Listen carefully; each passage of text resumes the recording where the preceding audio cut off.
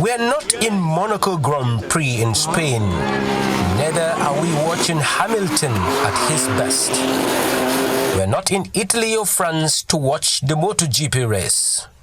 No, we are in Zuru, Kebbi State.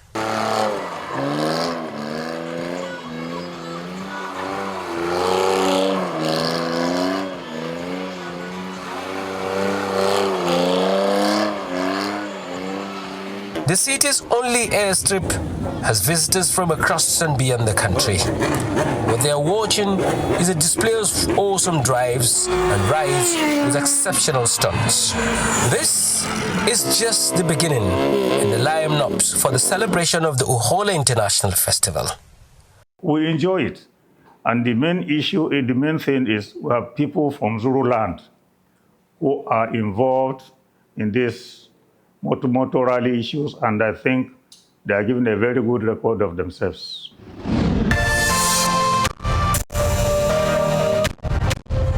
Few hours to the commencement of the Uhola International Festival. Behind the scene here, drummers, dancers putting finishing ends to their drums, their dresses that they are going to perform in the main event here. They're trying to make sure that they dress well, they put their drums in order so that they can give their best to the amazement of spectators. The D-Day is here and the Boys Brigade performing the rites to usher in the father of the Zulu nation. His turn-up attires were exceptional, but equally excellent was the traditional outfit of the Obanyakan Zulu, General Ishaya Rizi Bameye. That is how the Lelna people, elders, dress. And I think many of us somehow are forgetting that important dress. To me, I felt I should dress that way so that those elders, youths, and young men should know you don't throw away the tradition. I was very happy, very proud to have dressed up that way. And if you observe, you check, you'll find some elders with, I think it's blanket covered, very few of them. That's also part of the dress. But this is not a dress for ordinary people. You have to be matured, you have to belong to a class. Before the cultural display, a brief on the historical backgrounds of the festival. Uhola, in simple terms, is a transliteration of our traditional dynasty. In other words, God has prevented his people from calamity. Calamity like diseases, famine, and the rest of them. So it is a season where harvests, our people collect their farm produce. After harvest, there is need for them to come together and celebrate God, thanking Him for protecting them all through the years until harvest period. It is also a period where you have young boys and girls transiting into adulthood. What I simply mean is marriage. The robe go will be delivered to the groom as wife, where they will end up living their life as husband and wife. It's a traditional heritage, and it's a means of expressing the potentials of what is endowed in the Zulu Emirate. Actually, the entire people of Zulu are found in two distinct areas: hunting and agriculture. And is the hunting skill, I think that I can say, translated into their massive involvement in the military. But that's not the area we're talking about now. Agriculture, again, is an area that are well known, and it's the tradition of the entire populace. If you reflect back to the Uhola, you would have seen a lot of varieties of whatever species that was there And no single species was just presented. They were presented in varieties. It tells you the genetic diversity of each commodity we have around here. And I think as the Vice Chancellor, I was extremely overwhelmed seeing the kind of genetic diversity we have in the crops, in the arable crops, in the cereal crops, in the horticultural crops, and even animal species. And I think these are areas they're not just people seeing and knowing. Even those of us in academics will try to take advantage, try to tame them, see what we can improve, and why have they continued to survive up to this time. In those days, when you want to pick a wife from a royal home, you have to farm for that king. So there lived a king called Uhola. So somebody want to pick his daughter for a wife. And the king is by clan, Kogolo. He's Kogolo. So they now organized, okay, if you must pick our daughter, it means you have to labor. It is a tradition that has been set in the land. So before you pick a woman or a daughter, a girl, you must serve in farm labor for 7 years. There must be a contract between the suitor and, of course, his prospective father-in-law. So at that time, what really happened was, he is Kogolo. So within the period where you have young men of the same age group who probably they had reason to source for wives in various homes, were now brought together to farm for the king, Kogolo. Hence the derivative Golono, Govu Golono, where the word even Golmo was derived from. So that's the background. So when Uhola passed on, when he died, then his successor felt it very necessary to remember Uhola. So they chose a date in December, after consulting the gods anyway. So the gods, it's ritualistic, so to say. So the gods chose a date and Uhola was remembered. But embedded in Uhola is remembering Uhola in thanksgiving to Almighty God for protecting them all through the farming season. Colorful display of unique traditional costumes and dance steps from the 5 chiefdoms that made up the Zulu Emirate.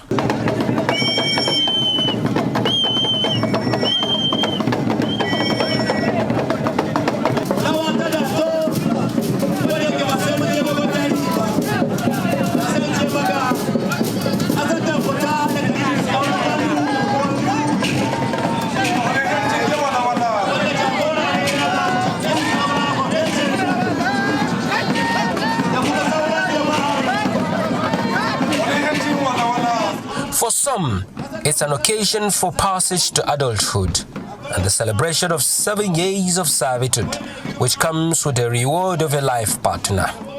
This is an important part of the Zulu heritage.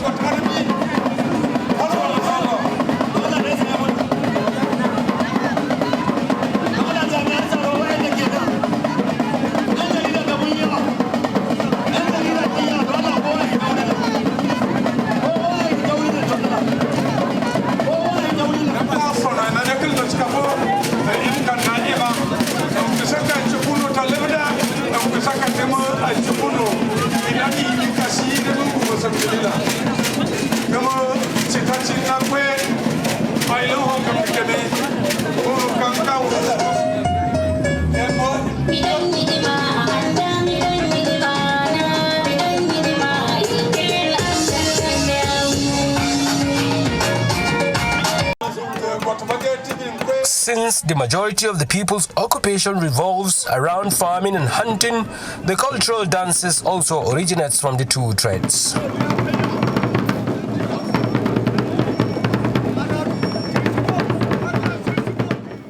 That in every setup, there are sections And each section is being taken care of based on what that set of people do. If you are a farmer, you have a set of drumming. If you are a hunter, you have a set of drumming. If you are a madugu, you have a set of drumming.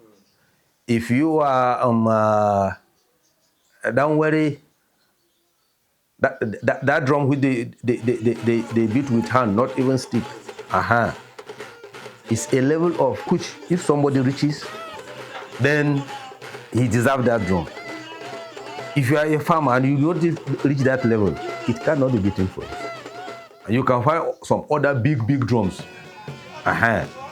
Those ones are for ordinary manoma. But once you get to that level of downwelly, they don't beat your drum with what they use. So there's another one again, that long one. I don't know whether you must have seen it yesterday. And most likely you discovered it is being followed with women. It's also for entertaining the youths and women too. So there are several drums, and whichever drum you see has gotten its own interpretation based on what that sex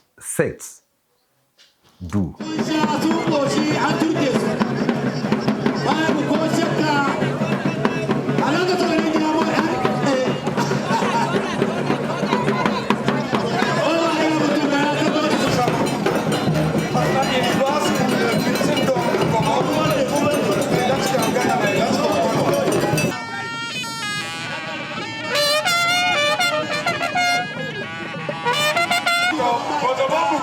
The ethnic groups that call Zulu home, as a result of the warm reception of the people, also came out in numbers, adding diversity to the cultural fronts.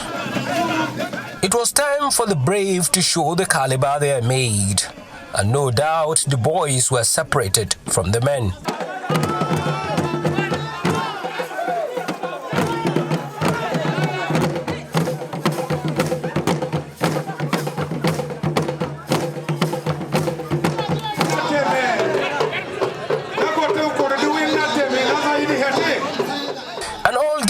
To traditional boxing and wrestling. Some men gave up, but some stood their grounds, like Amalinze the Cat in Chino Achebe's popular novel, The Gods Are Not to Blame.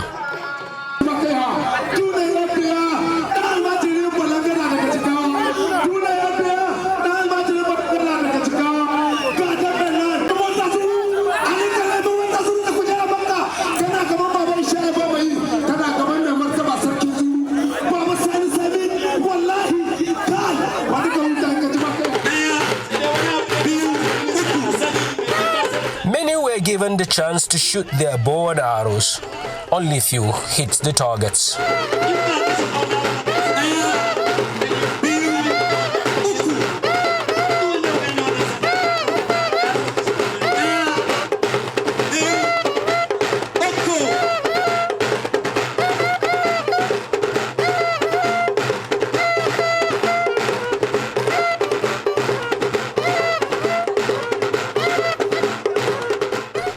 Of spectators call it a day with the sun dimming its shine. But for us, another daybreak was another opportunity to unravel some of the wonders of the people of Zulu. It's been a whole day of cultural displays, traditional boxing, wrestling, and owing to the success of this edition of this festival, the organizers are saying that next year they're taking it to the next level. I think the Uhola festival has brought in unity among our people, even those who don't go home. No, ordinarily, sometimes they come home, they go home to watch the Uhola festival. So I think it has achieved a lot as far as our people are concerned. Specifically unity. That's the one that I think impresses me most. The Uhola festival is an epoch-making event. It's one event that brings everybody, all and sundry, all the sons of Zulu together to promote culture and preserve our heritage. over the years, it's been getting better. It's usually held in conclaves. Every village holds its own Uhola, but since Emir of Zuru, His Royal Highness Major Muhammad Sani Sami became the Emir, he brought all of the various Uholas under one umbrella. After the various respective traditional ones, there's a general one. It's almost 20 years now, and it's getting better every year as we go. So this year is better than all of the previous years combined.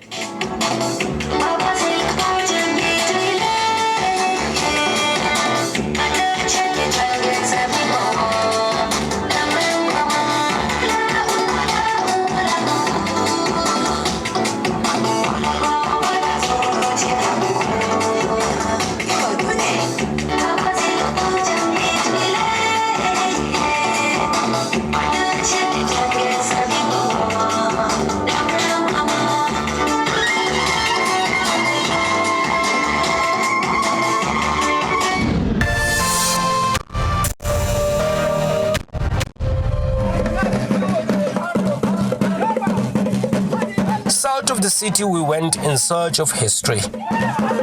And a historic market in a small community, arms open.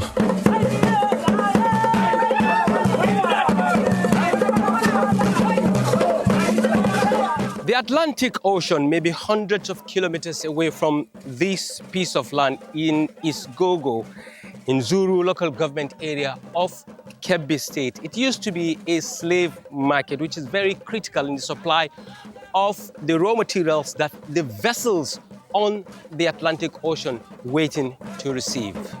Isgogo was central in the exchange of human beings in the dark days. Yes, the four walls of these fields served as a slave market, with the enslaved sold and taken as far as Badagry. This place you are standing in today used to be a slave market, a center of trade during the era of the transatlantic slave trade. At that time, it was a thriving hub, with daily transactions involving the buying and selling of human beings. It's hard to imagine now, but centuries ago, this site was full of people. Traders, chiefs, and captives, all caught up in a brutal system that reshaped the history of this region and the world. What you see today, the strong walls made of stone, has been carefully preserved. The renovation was made possible through the contribution of our father, His Royal Highness, the Emir of Zuru. He recognized the importance of this place, not just as a physical structure, but as a historical symbol of what happened here. It holds a deep and painful story of how slavery was practiced in this part of the world. The rooms you see around us were not ordinary rooms. They were holding cells. Captured slaves were kept here, men in one section, women in another. They were locked away, often in harsh conditions, waiting to be sold. Some were kept here for days, others for weeks, depending on the availability of buyers. Now, capturing slaves was not a simple task. It required physical strength, planning, and sometimes warfare. When European slave traders arrived, they didn't usually go into the villages themselves. Instead, they met with local high chiefs. Negotiations would take place. The chiefs would then give instructions to trusted warriors and traders, who were sent out to capture individuals who matched the preferences of the white buyers. These were often young and strong men and women. Once captured, the captives were brought here and sold. The payments were usually made in cowries, a valuable form of currency at that time. After the sale, most of the slaves were taken from here to Badagry, a coastal town in what is now southern Nigeria. From there, they were loaded onto ships bound for the Americas and the Caribbean, where they faced unimaginable hardship as forced laborers on plantations. Today, this place stands as a silent witness to all that happened. It reminds us of the cruelty of the slave trade and the strength of those who endured it. Remembering this history is not just about the past, it helps us understand the present and strive for a better future where human dignity is never traded. The remnants of the tools used in restraining the wires are in the custody of the local chief. And guess what? Plans are on the way to put the place on the global map.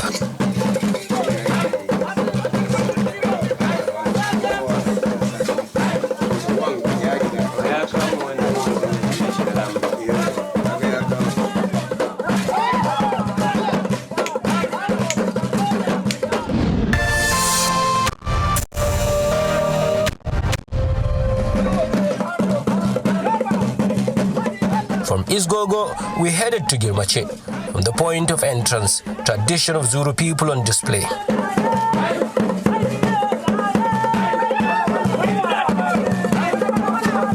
First point of call towards the Zulu shrine, we entered one of the tourist center which portrays exactly a typical home of a Zulu man, and here shows that this very place is a hunter's home, and we are about to move in. Then we met another man again going towards the same place. We're going to the Girmache place, and his own intention he has shared with us.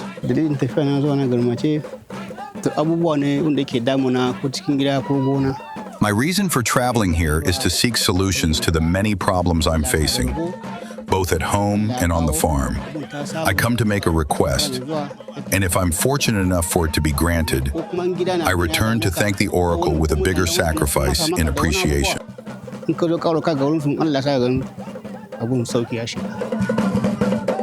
If eventually his wishes are granted, he will add to the numbers of ropes hanging in the shrine where thousands of devotees have offered sacrifices, thankful to the oracle for granting their request.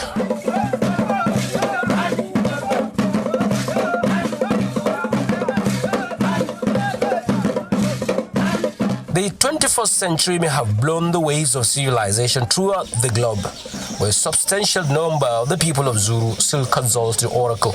If you have problem of burning or farming or anything, if you come here, you can get it. And you keep promise with the place. You can bring a goat or fowl or cow. You can bring it here. But amazing is how the oasis and crocodiles and the river flourish. The rule is that no one distorts the natural environment and no one dare kill animals. The birds and the crocs multiplying, so the flora. How I wish the entire planet is left without distortion. I've been mandated to make sure that we build a new museum for the Emirate. We have a lot of artifacts, we have a lot of things that are worth seeing. So the museum will take effect, inshallah, sometime in 2026 or early 2027. And I hope you'll be there when we start.